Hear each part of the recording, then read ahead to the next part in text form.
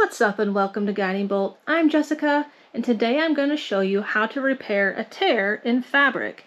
This happens to be on my bedspread, but today I'll be teaching you how to do the ladder stitch, sometimes known as the slip stitch, the blind stitch, the invisible stitch, the hidden stitch.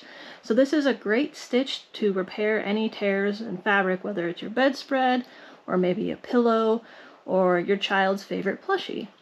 So thread, I recommend grabbing a thread that matches the fabric you're going to be sewing together. I'll be using a white thread for today, so hopefully you'll be able to see it better on camera. A diagram here. This is our tear. The black lines are our stitch. We're going to start from one point and we're going to slowly get wider with our stitches.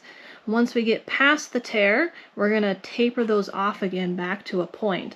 Now we want to start maybe 1/4 to 1/2 of an inch ahead of the tear, and we're going to end that 1/4 to 1/2 an inch past the tear.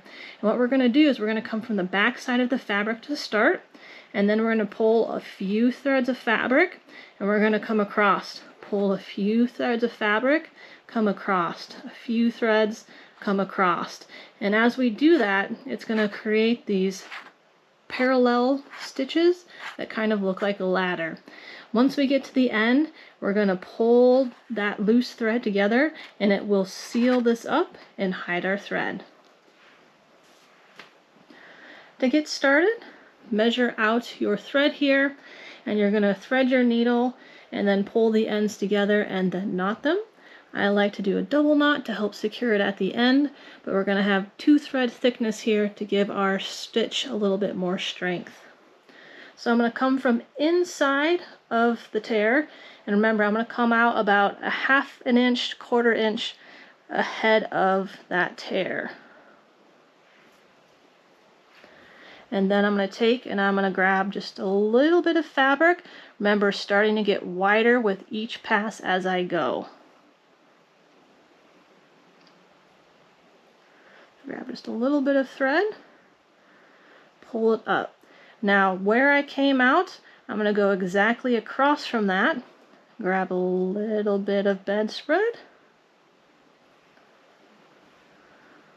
pull it up. Going back across a little bit wider this time. Grab a little bit of fabric. Make sure we're not looping our thread here. I want that nice and clean. Again, straight across, going a little bit wider.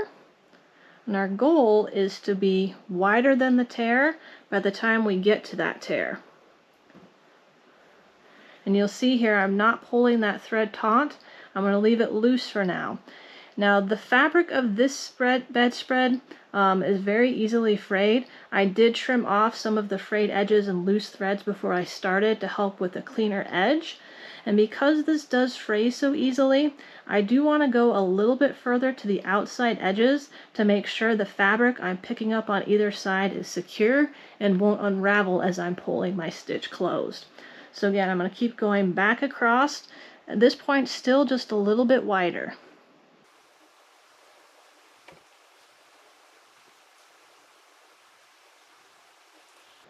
Alright, I'm going to do this all the way down the length, and I'll meet you back when I'm getting close to the end.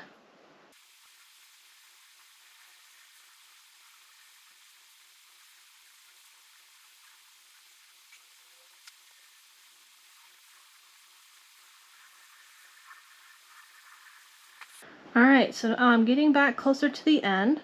I'm going to start to pull this taut just a little bit so you can see what will happen as we start to pull this closed. You'll see how it's pulling the 2 ends of the fabric together and hiding our thread in the process. Now I'm going to keep finishing. Normally I wait till the very end, but I just wanted to see you there and give a little bit more length because my thread was a little short.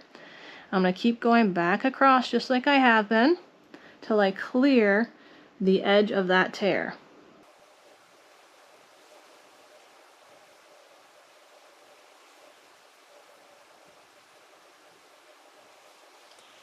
Once I clear that edge, I'm going to start tapering narrow and narrower again.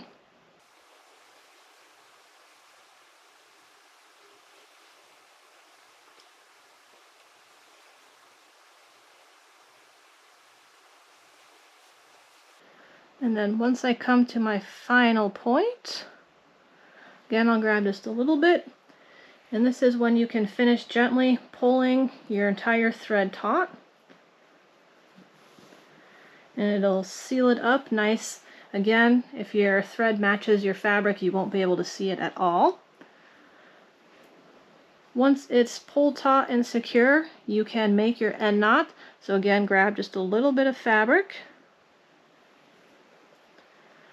Take your needle, put it through the loop.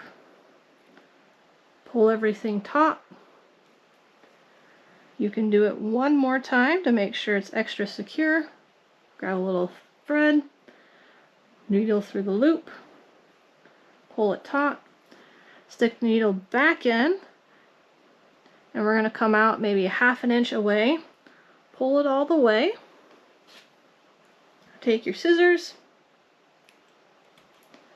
and then you've buried the tail. And that is how you repair a tear in fabric.